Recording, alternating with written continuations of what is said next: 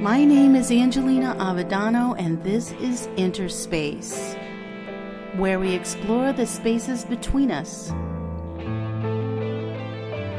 Join me for discussions on a series of realities with thinkers, writers, thought leaders, and artists. As a contemporary mythologist, scholar, and writer, I explore grief, transformation, and the creative process. Cycles of life, death, and rebirth inform my work on creativity, healing, and metamorphosis. Originally, I'm from the Midwest, but currently I'm teaching writing, literature, and mythology at Massasoit Community College in Massachusetts.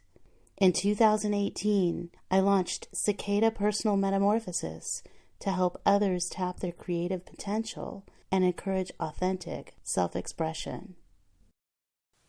Hi everyone, this is Angelina at Interspace. I want to talk to you a little bit about what's happening with my forthcoming book and give you a status update. So many of you have been encouraging me, emailing, sending instant messages, and I really appreciate that as I'm going through this process. And I've had a lot of encouragement. So status is, as you can see, I have the proof copy of my book. Some changes taking place. As you can see, it's got like not for sale, proof copy. Very exciting to hold the book in my hands for the first time. Not look at it digitally on the screen. So it's a happy and very emotional month as I go through this yet again and get ready to bring it into the world. And so I wanted to share a few things about that with you. Huge shout out to Jennifer Seelig at Mandorla Books, who's made this happen. And I'm just really thrilled with working with her in this process. And thank you so much. Very soon, you will be able to order your copy of the book. But right now, I'm just in the review process and looking for those who would like to review the book. So I want to share a few things with you too about the story, upcoming workshop that goes with this work. And so let's talk a little bit about the book. It's the title is Living Grief, A Mother's Odyssey of Surrender, Renewal, and Mad Joy. I cannot believe I finally figured out the title. It was a very long 2.5-year process to work on that title, but I'm very happy with where it ended up. So I want to talk to you a little bit about why mothers in this way with the mother/s. And I also want to talk to you about what is in the book, maybe read a little bit. So this book, Living Grief, is a memoir/mythological application to my own initiation journey and process of coming to terms with my son's schizoaffective disorder.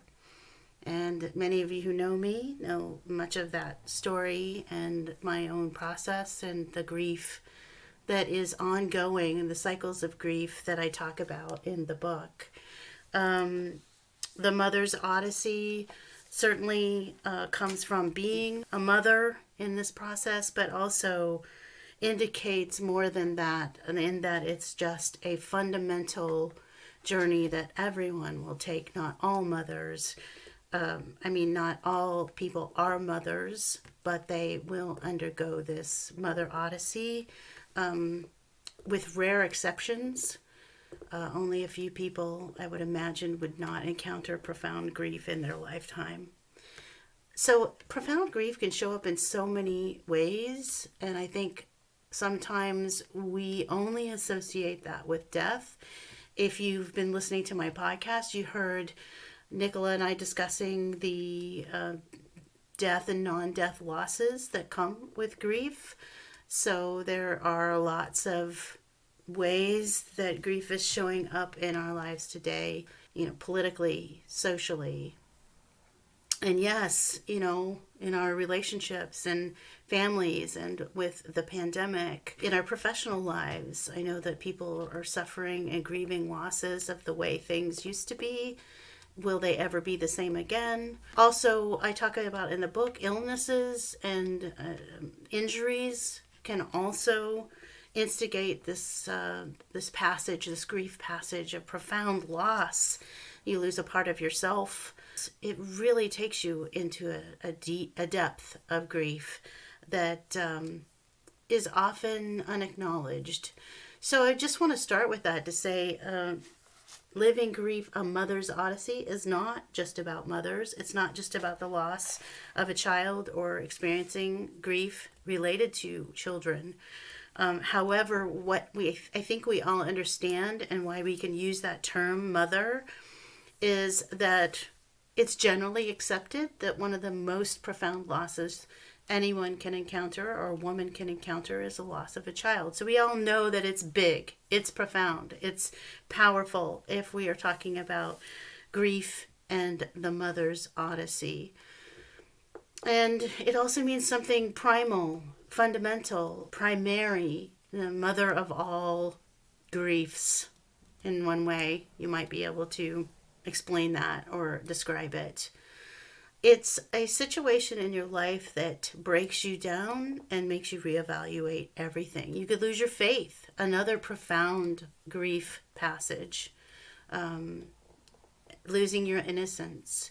All of these instigate in us profound losses. And this is what the book is about and what my workshops are about. The workshop that goes with this book is called Transforming Loss, and I do want to talk a little bit about that. I'm going to run that workshop again beginning January 31st, and I'm limiting that to 8 people because what I have determined in the previous workshop is it's a very intimate space. It is a place that needs to be contained and held with love and openness, and really, in order to give everyone the kind of space and attention they need, from me, it needs to be a small group. So if you're interested in what I'm sharing with you today and would like to be a part of that, just know that those seats are filling up, and I want you to have that opportunity. But I will have to cap it at 8. So you can contact me with my contact information at the end of the podcast. I also want to share with you a little bit about how the book came about. I think I talked a little bit about that in my first podcast, but I did travel to Hawaii 2.5 years ago and saw my son for the first time in 6 years. And he was, at the time, held in a state-run facility, in a psychiatric facility. And he had been living often on the street. And as I mentioned before, my son has schizoaffective disorder. So it has been a long journey of, since, to some degree, childhood, but mostly that manifested in adolescence and then in young adulthood. That was when it was very evident. That's when the hospitals and medication became, in adolescence, that's when that all started to spiral. And so it's been a very long journey. He is this year going to be 34 years old. And this has been the process. This has been the pattern over all of that time. So I saw him for the first time 2.5 years ago, and it was such a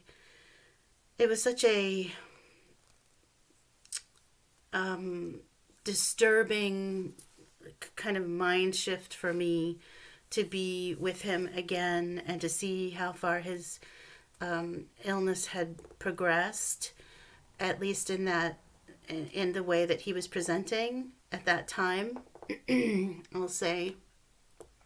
And I really had to face a lot of things in myself and allow my dreams for my son and our relationship to die in the way that I had been holding on to them.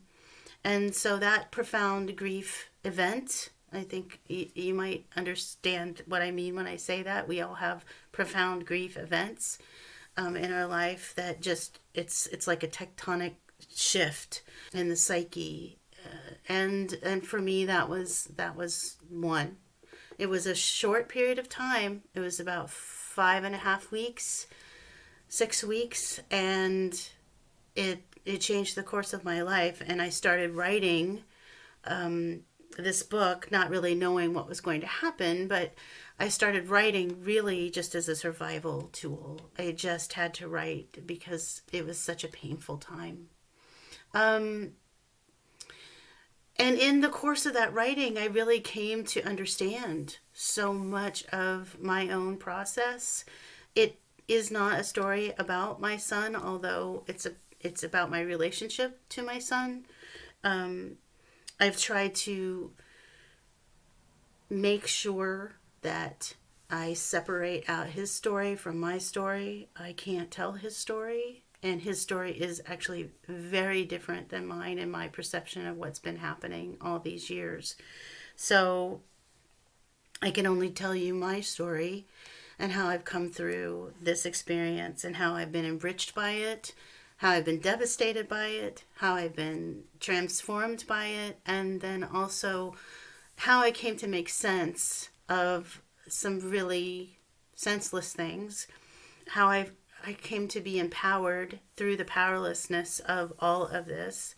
And then the workshop is my way of sharing that information. And I do that by using stories, myths and stories. As you know, I'm a contemporary mythologist. That's what I do. That's what I'm about. And so I'm able to use these stories, first of all, to help me make sense of the tragedy of this whole story, and to find the transformation and the empowerment in it. And those stories are what gave me the ability to do that. That's what the book is about. I use stories in the book to kind of help contextualize the grief process and the cycles of that process. I wanted to share something with you. In the preface of the book, I also talk about why it's important for all of us to understand grief today. I think this might help you to see the connections that I'm making with the grief we're experiencing in the world. And, excuse me for a minute, take a drink, peppermint tea with the cicada mug from my mother, thank you. And so that's extra strong peppermint tea.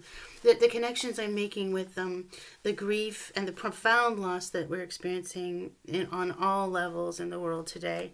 So I'm just going to share this paragraph with you from the preface of the book. Even as I write this, our global community has been thrust into a collective grief passage. Our entire way of life has been upended by a virus and the repercussions which will be with us indefinitely. Now more than ever, it is imperative that we engage with grief, understand its ways, and tap into its potential. On a collective level, we are experiencing now what every grieving soul has endured. Much of what we have come to depend on, our worldviews, our sense of stability, is under threat. Not only are we facing the very real and frightening prospect of physical death because of a pandemic, we are grappling with the death of our world as we have known it.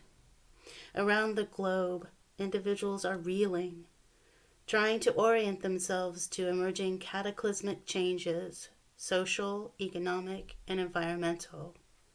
Add to this the trauma of reopening and examining deep racial wounds, and we have no choice but to confront the realities of profound grief. Many are feeling this enormous collective grief along with their own. Therefore, we now have an opportunity to understand grief on a more personal level and carry that new understanding toward our next inevitable encounter with loss. And so I think that explains, as best as I can, why it matters that we talk about grief, how it's connected to everything that we're experiencing in the world today, how it's not just about death, how it's not just about our own personal losses. But as I told you before, when I talked about grief, that we have this web of grief in our lives and everything is connected. Every grief event is connected to another grief event. Sometimes they're small events. Sometimes they're these cataclysmic events.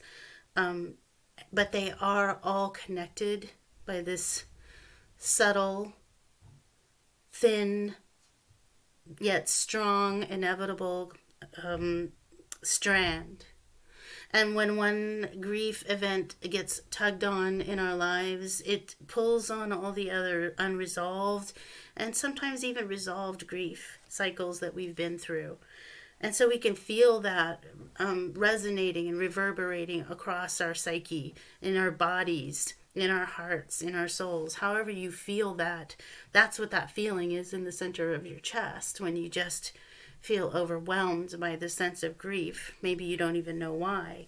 It is also why when we see the world on the national level or in the news or on a global level or in our communities, and we see others suffering or we see these grief instigating events, that we also feel it resonating in our own webs. We are all connected by those webs into this collective grief web as well. And so I think it's really important to do that inner work so that we can navigate and mitigate the suffering that we're experiencing, and that we're able to be resilient in the face of all of this tragedy that is all around us on a daily basis. Today in particular, it's overwhelming. This year has been overwhelming for so many reasons. I don't need to name them. Name your own. I'm sure you can list them.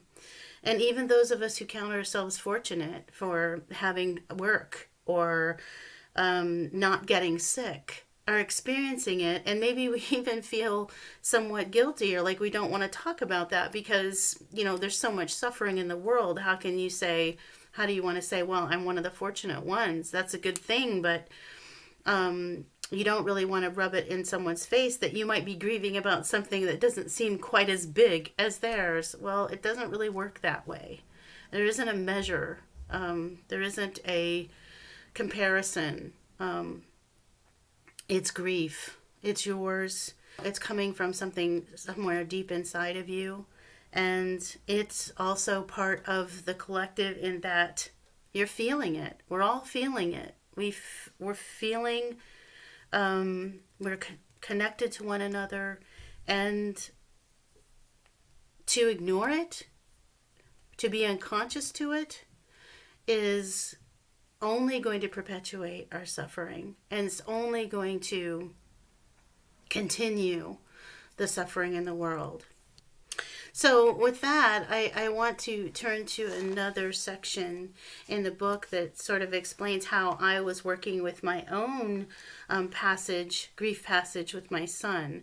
I did change the names of my sons in my book. I just don't really want to be, when I'm reading or talking about it, I'm just hesitant to continue to use my son's name or any of my son's name, by the way. So I'll just share with you, I'm calling my son Stephen in the book. And I want to read this section to you that talks about how this journey and our intertwined journeys, in the book I talk about the tandem Odyssey. As he is on his own passage, I am then thrust into mine. And I'm sure many of you know this, that sometimes we are instigated in our own grief passage by something that happens to someone else, someone that we love. We can't intervene, we can't keep them from suffering, and that causes us to suffer in a way that we didn't ask for, we didn't sign up for, but there it is. And so this is coming from chapter 2 in the book, and I talk about my journey. My journey with Stephen has been an initiation. Now, as I survey the pieces of this emotional puzzle, I relive that moment sitting with my son in a psychiatric ward on an island in the middle of the North Pacific Ocean. Years of powerlessness, rage, and grief brought me to a place of acceptance. However, in my experience, acceptance is not something attained. Neither is it a final destination. It is an evolution. The wheel spins, sometimes slowly, sometimes rapidly. Each emotional turn is intense but familiar, seemingly eternal, yet temporary. My son's schizoaffective disorders, with its highs and lows, otherworldly insights, and mysterious cycles, paradoxically holds the key. It teaches those of us who love him to reflect, not only upon our experiences with him, but on our own trauma and the potential treasure awaiting us. He teaches us what it is to be broken, to despair, and to confront our demons. He models resilience and calls it forth in each of us. It is because of Stephen that we are driven to that most agonizing yet rewarding point of vulnerability, where raw honesty and surrender show us what it means to love unconditionally. And I think that this is what profound grief and the Mother Odyssey does.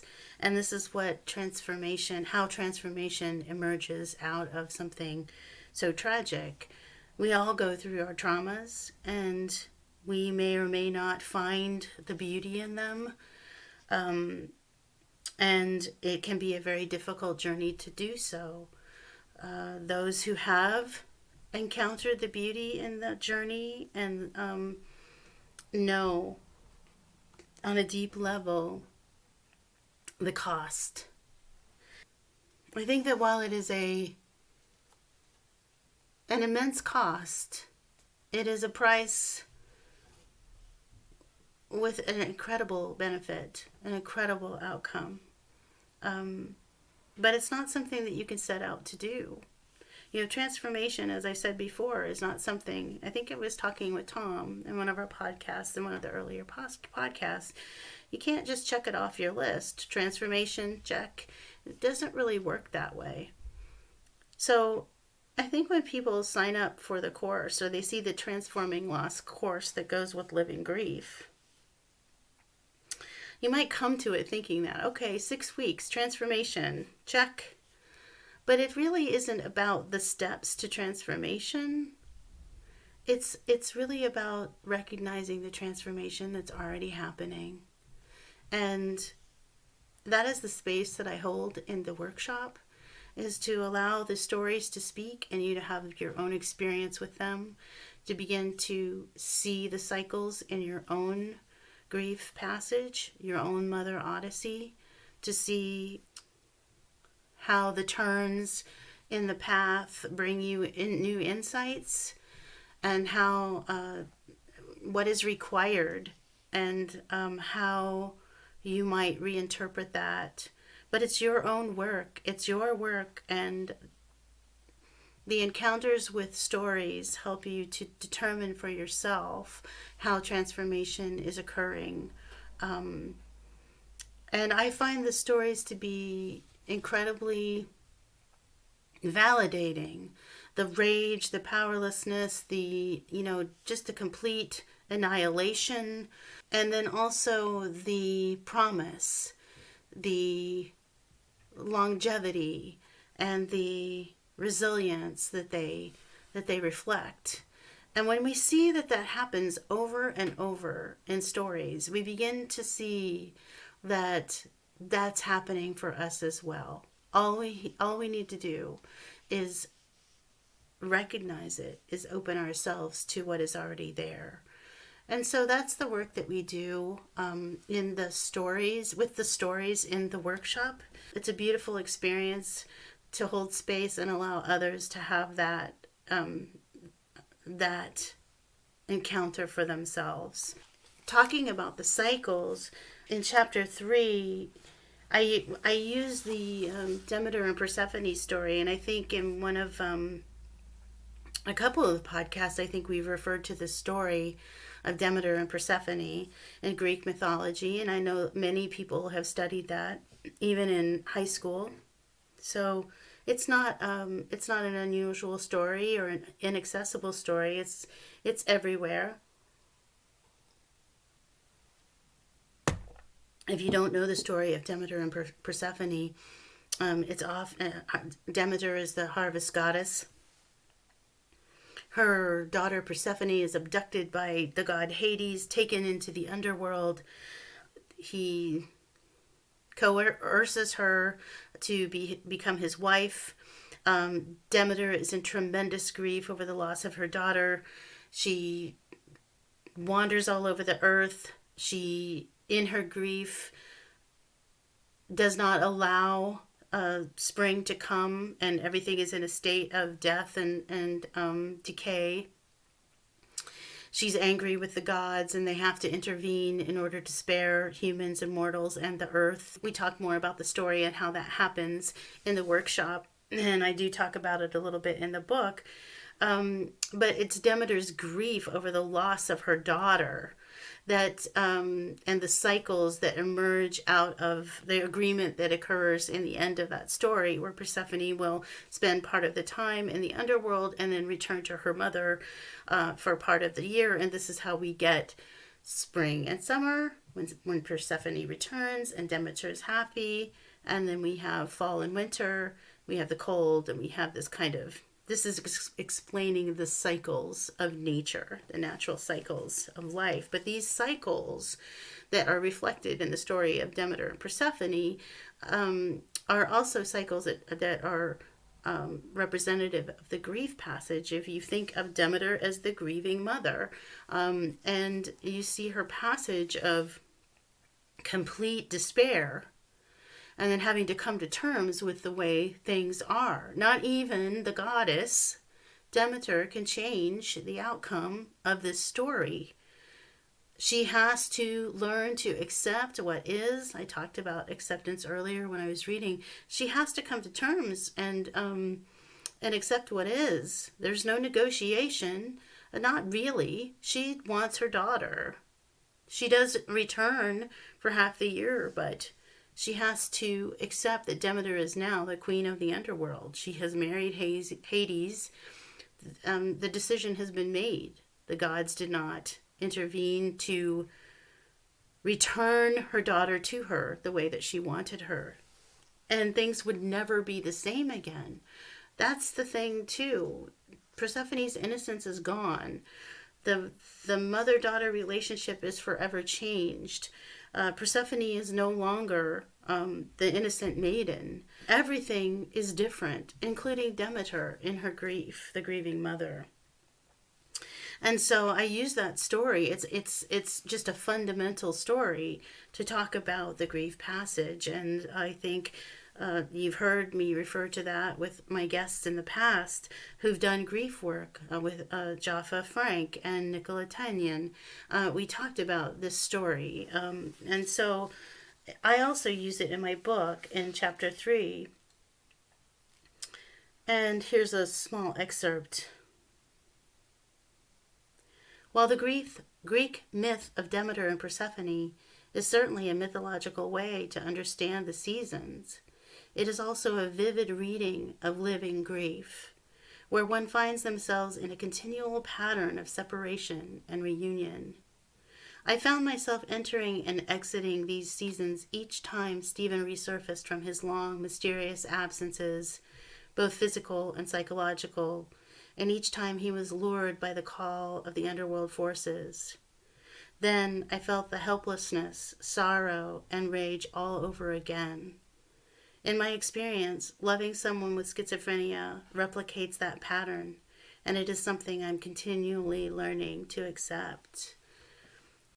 So this is showing you how I used that story to make sense of my son's presence and absence over and over and over again, as he would be off the grid for long periods of time, sometimes years, and then return and resurface, calling me, even sometimes showing up in the past, not so much in the last several years as he's been on the island of Oahu. But he certainly surfaces and then disappears for long periods of time. And that cycle is something that I had to come to terms with, like Demeter. I couldn't negotiate my way around it. I've just had to learn how to live with that. And that's why the book is called Living Grief.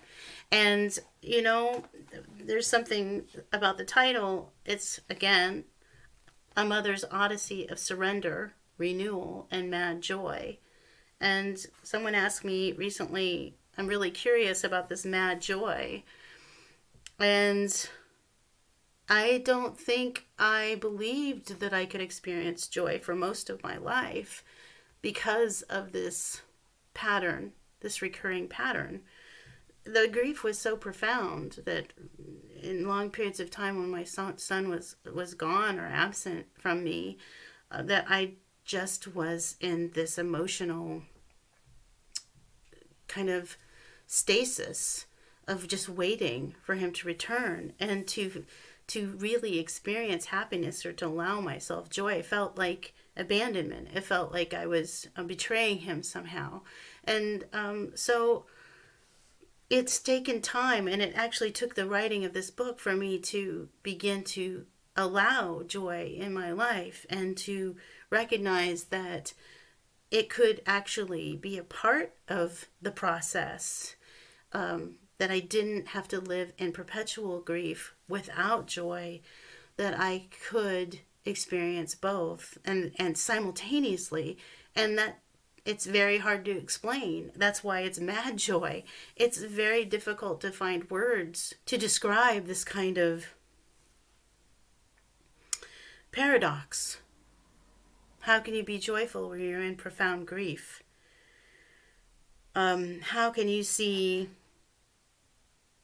the beauty in tragedy? I think some of you probably know exactly what I'm talking about. And if you do, then you're just nodding or smiling to yourself.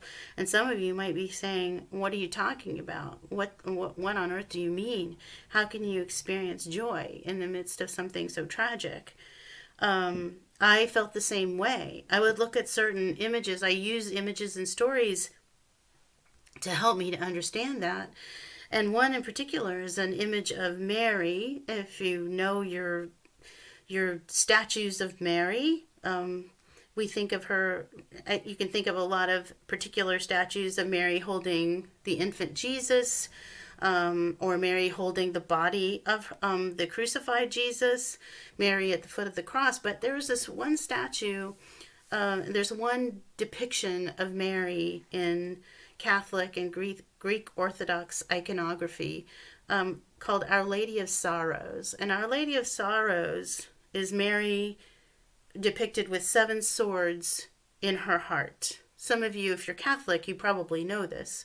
You've probably seen this icon. And I kept looking at the statue, particularly ones, because there's lots of them. There's lots of them where she looks so peaceful with these 7 swords sticking out of her heart. And I just felt so conflicted about this image of pain and acceptance of pain. I don't want to say resignation. She doesn't look resigned. She looks very tranquil. And we think of Mary as this benevolent goddess of, peace, compassion, and tranquility. Well, that just didn't sit right with me, because in my experience of grief, it felt very, honestly, it felt personally violent to my heart. It was very uncomfortable. It was almost unbearable at times. And I was angry a lot. I was very angry about the injustice of the system, of mental health, this situation of schizoaffective disorder, of the loss of a relationship with my son, the way that I imagined it should be. All of these things caused me tremendous grief and pain. And so how, for much of my life, I could not reconcile any amount of joy in any of that. But honestly, in that perspective, was only hurting myself. And that's what writing this book and my work with Tom, as you've listened to him on this podcast, and we've talked a lot, and we've done our work together for years. But that's what the writing of this book and my work with Tom, and certainly the other mentors in my life who have come on the show and talked, have really helped me to, in their own ways, all of these individuals, in through their writing, through their presence, through their conversations, through their support, through their friendship, through their guidance, have helped me to come to this place where I could find meaning in what seemed like it was meaninglessness. So how those cycles keep playing out, and how you can find joy in that, it was very interesting that at this point in my life, the book is getting ready to come out. I'm really feeling like I'm doing the work that I'm supposed to be doing. We've been moving forward with the podcast. There's just a lot of abundance in my life with all the things that I'm doing. And I'm allowing myself to appreciate that and be happy and to accept this phase in my life. And at the very same moment, let's say on Christmas Day, I'm really sitting with the beauty of my relationship, the beauty of the book, right? It's right on the precipice, and I'm getting good feedback. I had just finished the first run of the workshop, and it felt really validating that the work I had been doing and this journey that I had taken was not only going to help me, but perhaps reach other people as well. There's just was so much joy and fulfillment in this moment on Christmas Day, and I was really sitting in that. And I called my son. I had sent him his package, and I had sent that off with a letter talking to him about the book and that it was coming out. We had talked, years and years ago about how we might write a book together, and I was telling him that this was going to happen.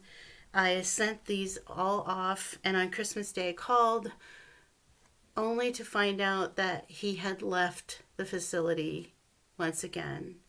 And in that moment, there was just this profound sense of shock and acceptance that here we are again, cycling once more into the depths of this profound grief. And yet this time is different. This time is the end of this huge amount of processing and coming to terms through the writing of this book and through the development of this workshop and through the presenting of Cicada to the world and doing the podcast. It's all happening at the same time. This is a very different cycle in the spiral of this pattern that has happened over and over again with my son. And every time he leaves a facility or he disappears again and goes off the grid, I don't know if I'll see him again. I don't know if this will be the time that I have to let go of him forever. I don't know what will happen next and how I will manage. But this time, I'm holding that at the same time as the joy. And again, there's that mad joy again. I couldn't even have planned it that way. But here it was at this very moment that all of this is transpiring. And last week, I received the return to sender packages in the mail. And here they are. I don't think I can open them until I know where he's at. Again, I don't know how long that will be, but I think the beauty of this moment is it kind of encapsulates what I'm trying to talk about, that in this profound loss, there can be held simultaneously the acceptance and joy and unconditional love and an embrace of the beauty of that synchronicity that just allows me to cycle again and know through this grief, descend once again, and know that all the people that are around me and that have supported me also will be there to stand by me as I process it. What it also means is that I really have to be conscious of what I need, the rest that I need, the support that I need. I just have to hold a lot of grace for myself and the grief process. It can be messy. It doesn't make sense sometimes.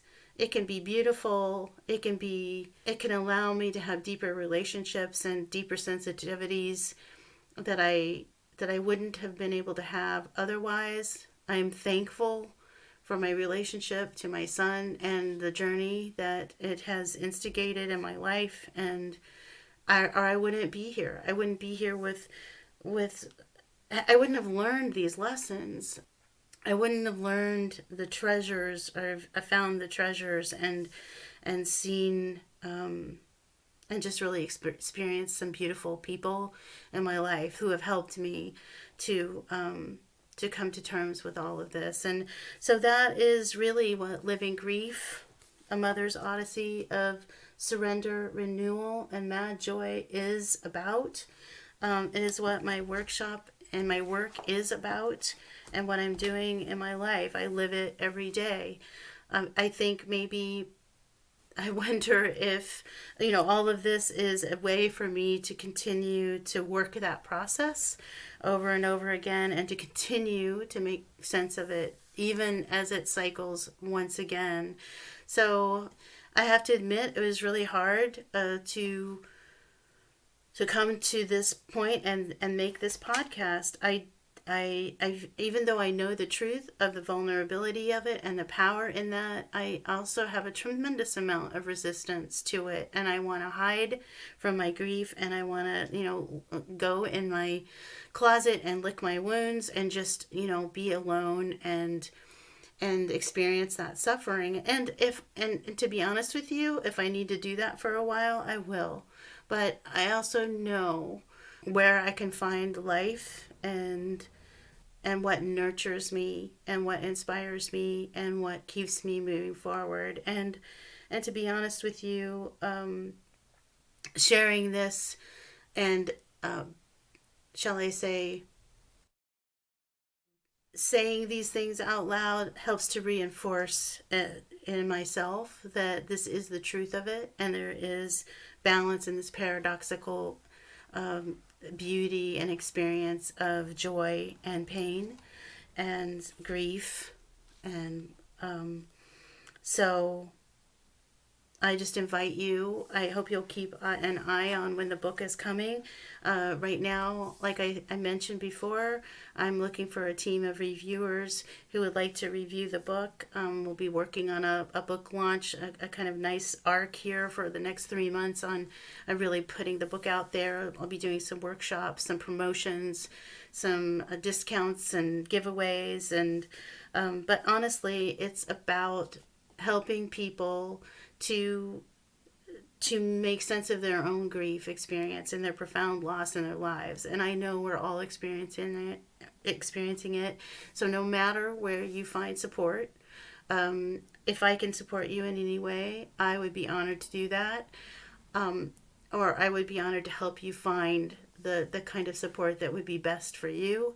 And I just encourage you to work with your grief, to make sense of it for yourself in whatever way that works for you, and to find ways to support your own process and transformation.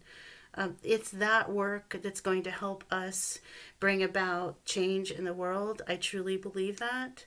Honestly, it's the only thing that we have control of right now is our inner work. And so please don't hesitate to email or reach out if I can support you in any way.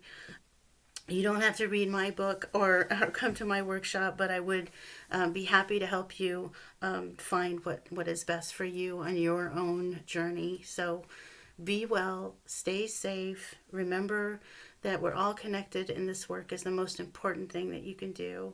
And I'm just thankful that you're here and listening. My book, Living Grief, is a painstaking account of my raw personal narrative set alongside a mythological approach. It attempts to make sense of the senselessness of my son's schizoaffective disorder. But living grief is not only one mother's story, it demonstrates how loss, no matter how great or small, becomes a catalyst for transformation. The book launch is scheduled for January 2021, and it will be available on Amazon, Audible, Kindle, and in local bookstores.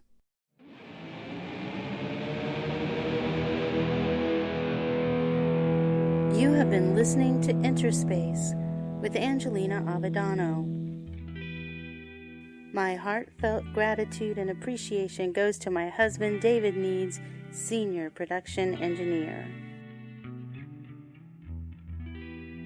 If you would like to learn more about me or my work, look for me on Facebook and Instagram, Dr. A. Avadano with Cicada Personal Metamorphosis. That's Cicada with a Y, C-Y-C-A-D-A. Or you can email me at dr.aavedano@gmail.com. Thanks for listening. This is Angelina reminding you that we're all connected.